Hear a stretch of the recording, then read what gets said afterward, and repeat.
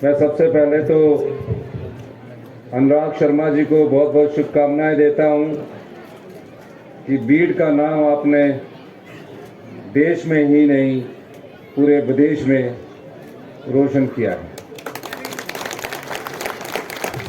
मैं एक बार पहले भी आया हूं, लेकिन आज जब मैं देख रहा था इस साइट को तो महसूस कर रहा था जैसे कि हमारी कोरियन मेहमान ने कहा कि one of the best site है, इसमें कोई दो राय नहीं है। जब से हमारी सरकार को बने हुए अभी 100 दिन हुए हैं और उन 100 दिनों में हमने हिमाचल प्रदेश को आत्मनिर्भर बनाने के लिए कदम बढ़ाए हैं। मेरा बजट आपने देखा होगा, वो 40 साल बाद एक ऐसी व्यवस्था वाला बजट आया है जो आने वाले जो युवा पीढ़ी है, जो हिमाचल की जनता है, उस बजट के द्वारा एक दिशा तय की गई है। मेरा मकसद आप लोगों की सेवा करना है और इसी बजट के माध्यम से हमारी जो उसकी रूपरेखा और स्वरूप तैयार हुआ है, वो दो चीज़ों को देखकर हम आगे बढ़े हैं। हिमाचल प्रदेश में 95% लोग गांव में निवास करते हैं और जो हमारे गांव हैं वहाँ शहरों जैसी सुविधा है। ग्रामीण अर्थव्यवस्था कैसे मजबूत हो, गांव के आम आदमी के हाथ में पैसा कैसे पहुंचे, गांव का आम आदमी कैसे सामर्थ्य हो, उसकी झलक हमारे बजट में आपको नजर आएगी। हमने पाया है कि जब तक ग्रामीण अर्थव्यवस्था मजबूत नहीं होगी तब तक हम आगे नहीं बढ़ सकते। और ग्रामीण अर्थव्यवस्था को मजबूत करने के पहले भाग को हमने इस बजट में दर्शाने की कोशिश की है। उसमें सामाजिक दृष्टिकोण हमने सबसे पहले रखा। सामाजिक दृष्टिकोण का मकसद हमारा उन लोगों से है जो समाज के वंचित लोग हैं। हमने युवा पीढ़ी को कि वो कैसे आगे आए, वो अच्छी पढ़ाई करना चाहती है, गांव के स्कूल से जब पढ़कर कोई बेटा या बेटी उच्च शिक्षा ग्रहण करना चाहते हैं, आर्थिक तंगी के कारण वो पढ़ नहीं सकते, उस दृष्टि से हमने इस बजट में कहा है कि जो भी युवा साथी +2 करने के बाद उच्च शिक्षा ग्रहण करना चाहता है, हिमाचल प्रदेश सरकार किसी भी संस्थान में जाए, ITI करे, IIT में जाए, एम्स में जाए, आपका नर्सिंग करे, पॉलिटेक्निकल करे, इंजीनियरिंग करे, 1% ब्याज के साथ उसको उच्च शिक्षा के लिए हम लोन उपलब्ध करवाएंगे। ऐसा क्यों किया है? ताकि किसी बच्चे के मन में ये भावना ना रहे कि मैं पढ़ना चाहता था और पैसे की कमी के कारण मैं पढ़ नहीं सका। ये इस बजट में ग्रामीण बच्चों के लिए एक हमने झलक दिखाई है। कई विधवाएं हैं जिनके पास ना घर है ना रहने की जगह हो। जब कोई बहन हमारी विधवा हो जाती है तो समाज की दृष्टि से देखे तो समाज भी उसे अच्छी दृष्टि से नहीं देखता।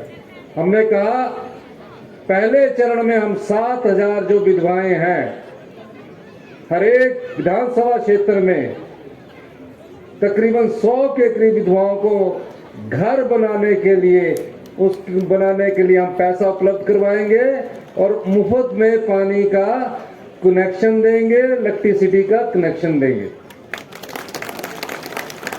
किसान छोटे छोटे अपने ग्रुप बनाए और कैसे आगे बढ़े, उस दृष्टि से हमने कहा हिमाचल में लोगों के पास जगह कम होती है और उस जगह को कैसे सदुपयोग किया जाए। कोई खेत बांधा तो उससे फसल उतनी होनी नहीं, लेकिन खेत में किसी के पास अगर 4 बीघे या 8 कनाल जगह है तो वो 250 किलोवाट का सोलर पावर प्रोजेक्ट लगाकर 15 लाख रुपया साल का कमा सकता है। इसमें खर्चा कितना आएगा? इसमें खर्चा आएगा 1 करोड़ से 20 लाख तक। 1 करोड़ 20 लाख खर्चा कौन लगाएगा? हिमाचल का युवा तो घबराता है, वो सोचेगा मैंने कर्जा क्यों लेना है, जो चल रहा है वही चले। लेकिन आज की परिस्थितियों में आपको इन कार्यों में आना पड़ेगा।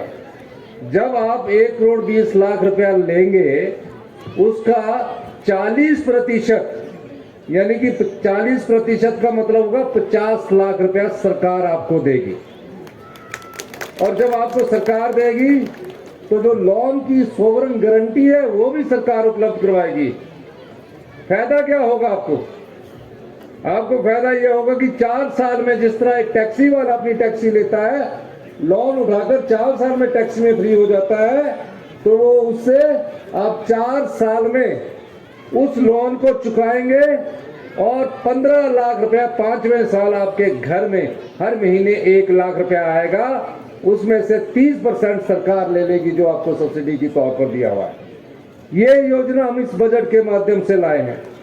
अब ऐसी सुंदर जगह बीड़ में अगर प्रदूषण बढ़ता जाएगा, डीजल की गाड़ियां बढ़ती जाएगी, तो यहाँ का तापमान भी बढ़ता जाएगा।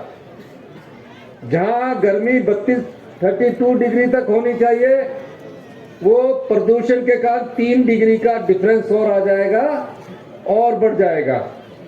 हमने कहा है कि भीड़ में जितने भी टैक्सी वाले हैं, अगर आप इलेक्ट्रिकल गाड़ी लेते हैं और इलेक्ट्रिकल गाड़ी की कीमत अगर 15 लाख रुपया है, तो सरकार प्रत्येक परिवार का जो युवा बेरोजगार लड़का है उसको इलेक्ट्रिकल गाड़ी खरीदने का पहले तो लाइसेंस देगी।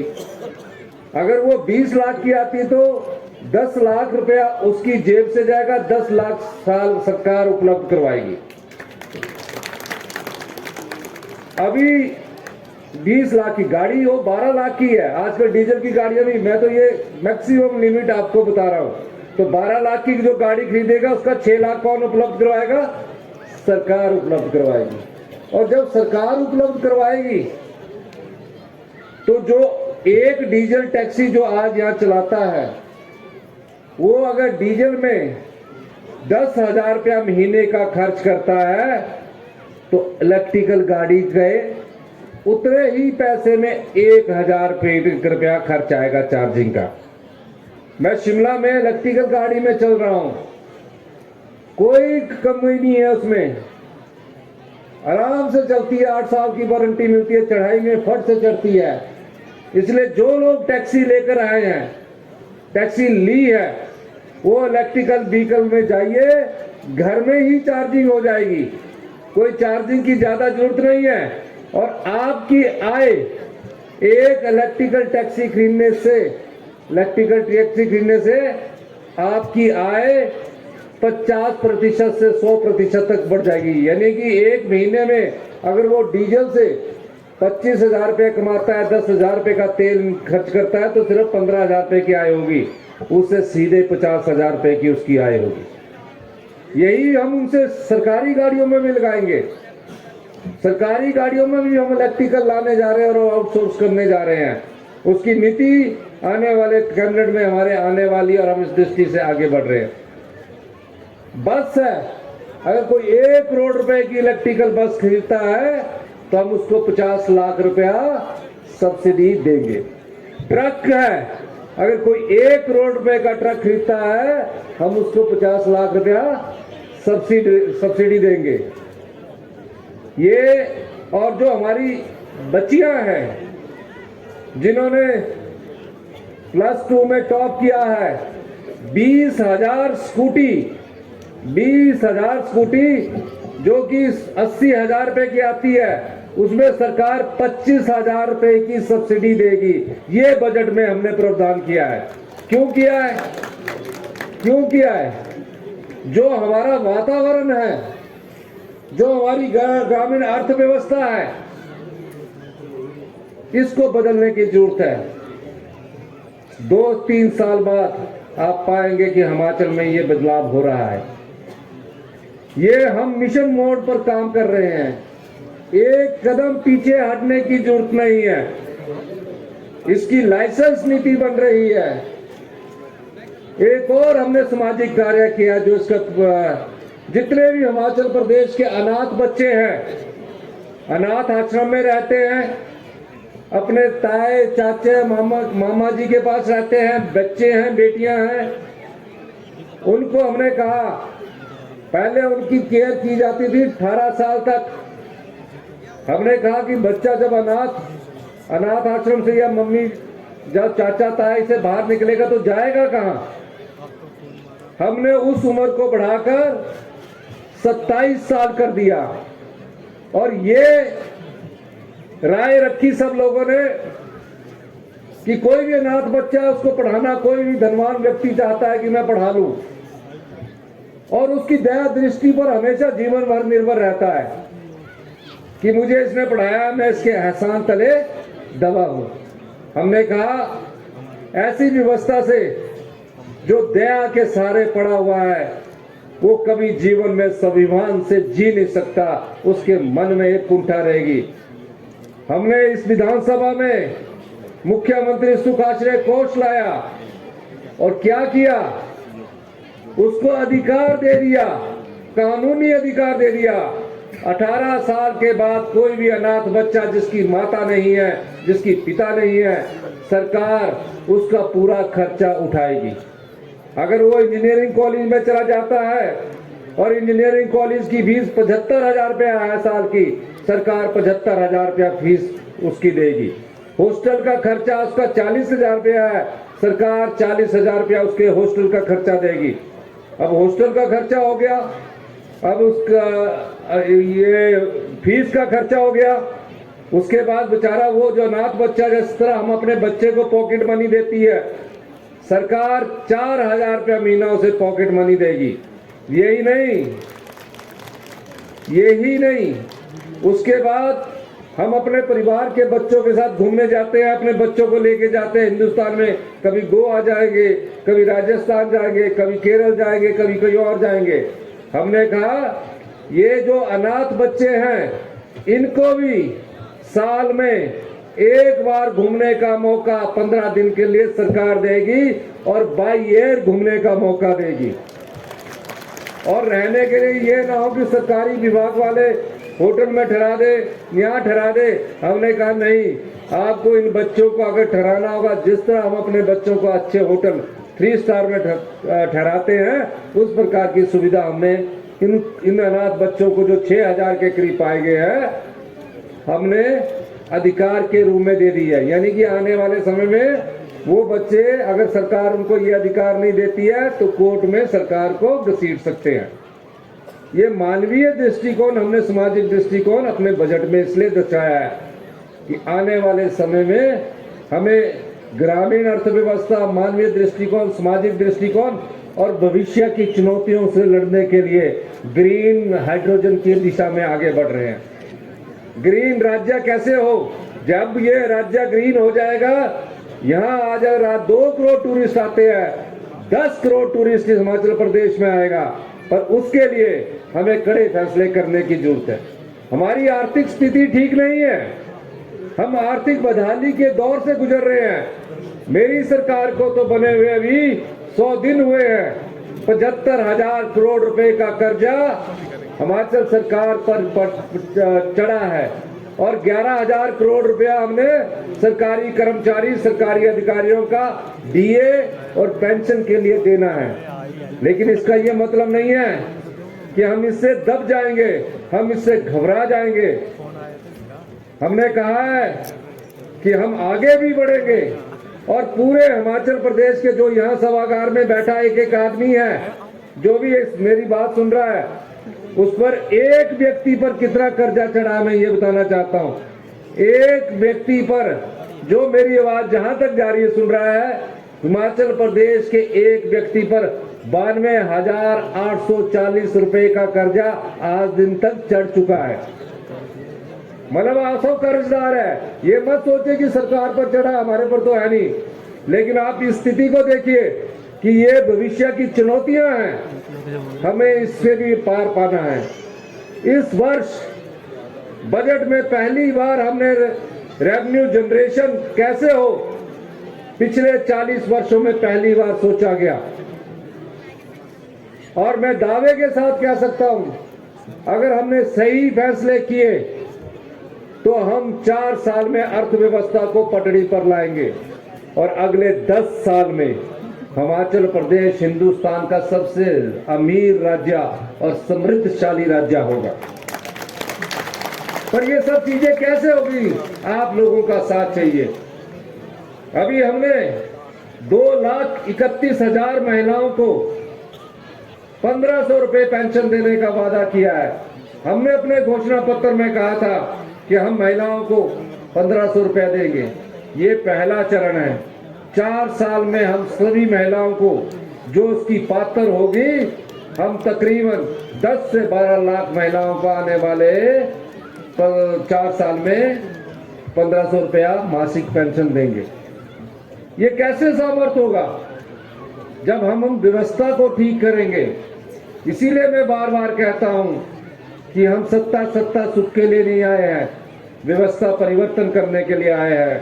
100 दिन में सभी विभाग जो पीडब्ल्यूडी, आईपीएस, ट्रांसमिशन जितने भी थे, पहले इनके टेंडर लगते थे 100 दिन में, 60 दिन में अवार्ड किया जाता था और हमारा रेनी सीजन शुरू हो जाता था। उसके बाद सर्दी का सीजन शुरू हो जाता। 5-6 ऋतुएं हैं हिमाचल प्रदेश में, तो काम कैसे होगा? हमने 20 दिन के अंदर सारा योजना को स्वरूप दिया। हमारे पावर प्रोजेक्ट जो 2027 में पूरे होने थे, हमने बैठक करके कहा है कि 2025 में पूरे होंगे। आने वाले समय में अगर हिमाचल प्रदेश को अपने पैरों पर खड़ा करना है, अपने कंधों से कर्ज का बोझ हटाना है, तो आप लोगों के साथ हमें पर्यटन के रूप में भी आगे आना पड़ेगा। कांगड़ा को क्यों पर्यटन हम कैपिटल कहने जा रहे हैं? ये मात्र नाम नहीं है, इसकी एक योजना बनाई जा रही है। जिस दिन हम इसको पर्यटन कैपिटल, टूरिज्म कैपिटल डिक्लेयर करेंगे, उसके साथ कई सौगातें आपके पास आएगी। उस दृष्टि से हम काम कर रहे हैं। पूरे हिमाचल प्रदेश को हेलीपोर्ट से 1 साल के भीतर जोड़ दिया जाएगा। कांगड़ा एयरपोर्ट का विस्तारीकरण जोरों से चल रहा है और जब कांगड़ा एयरपोर्ट का विस्तारीकरण होगा, डे नाइट फ्लाइट चलेगी। 300 करोड़ की लागत से डेरा में एक बहुत बड़ा जू बनाने जा रहे हैं, जो वर्ल्ड के सबसे अच्छे जू में से एक होगा। पोंग डैम में एडवेंचर स्पोर्ट्स, वाटर स्पोर्ट्स करने जा रहे हैं, उसके भी हमने कार्य प्रणाली को आगे कर दिया। भीड़ में भी मैंने बहुत सुंदर स्थान देखा है। मैं डिप्टी कमिश्नर साहब से कह रहा था कि इसमें टूरिज्म पॉइंट ऑफ व्यू से हमें आगे बढ़ना है और निश्चित तौर पर आने वाले समय में आप भीड़ में भी परिवर्तन देखेंगे। योजनाएं बन रही है, मैंने अपने आंखों से देख के अपने दिमाग में बिठा लिया है। मैं चर्चा करूंगा और आपके पास एक कंक्रीट प्रपोजल इस भीड़ में कैसे आगे बढ़ा जाए, उस दृष्टि से मैं देखूंगा। ये भी है कि हमें जब गर्मी का सीजन होता है और सर्दी का सीजन होता है, तो किस प्रकार से टूरिस्ट को अट्रैक्ट करना है, किस प्रकार से टूरिस्ट को आगे लाना है, उस दृष्टि से हम एक बीड़ कार्निवल का भी आयोजन आने वाले समय में जो सोचेंगे कि हमने कैसे करना है।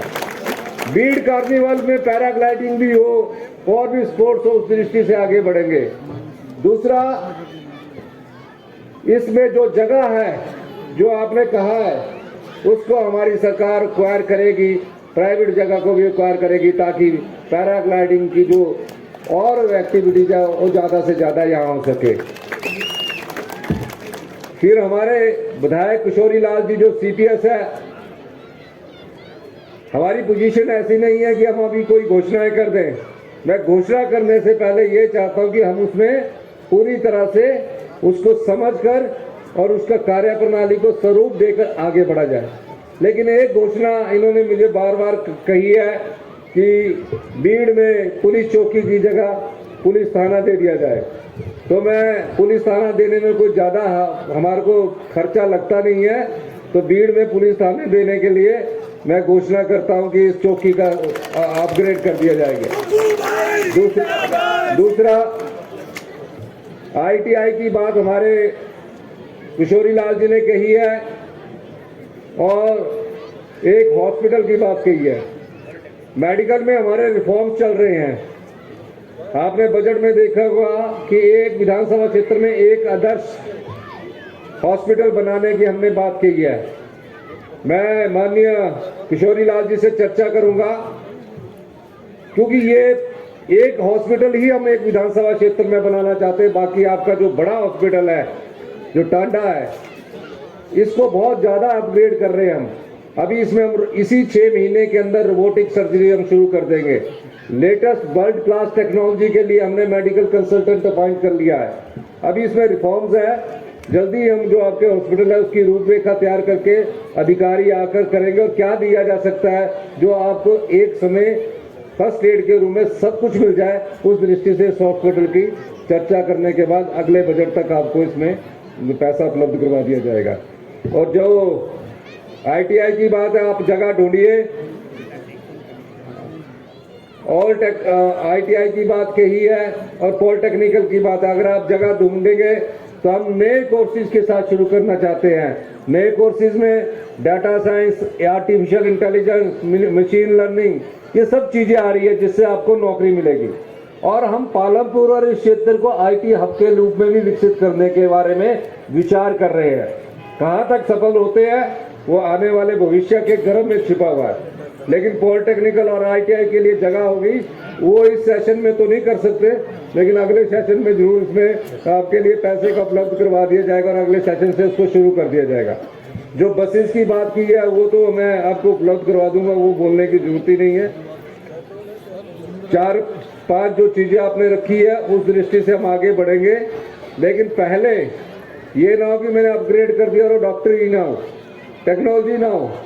तो ऐसी चीज करने के हमने नहीं सोचते हैं, क्योंकि हम नहीं चाहते कि चुनावों से पहले 920 इंस्टीट्यूशन भारतीय जनता पार्टी ने खोल दी। ना डॉक्टर थे ना इंजीनियर थे। हम उसमें पहले डॉक्टर का स्टाफ भरेंगे, पूरे कॉलेज को, इनके बैजनाथ कॉलेज को अच्छा स्वरूप देंगे और जो लेटेस्ट टेक्नोलॉजी है उससे अपग्रेड करेंगे। लेकिन उसके लिए आपको समय मिलेगा, 1 साल तो देना पड़ेगा हमको।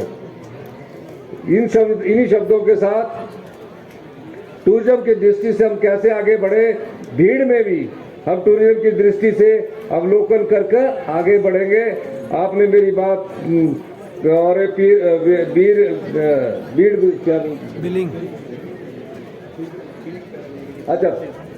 बिलिंग पैराग्लाइडिंग एसोसिएशन की तरफ से जो ये कार्यक्रम आयोजित किया गया है, और मैं उसके लिए धन्यवाद करता हूं लोकल MLA किशोरी लाल जी का, बुटेल जी का और अपने यादविंदर गोमा जी का, क्योंकि शाम का समय है, संध्या हो गई है, जाना भी है करे।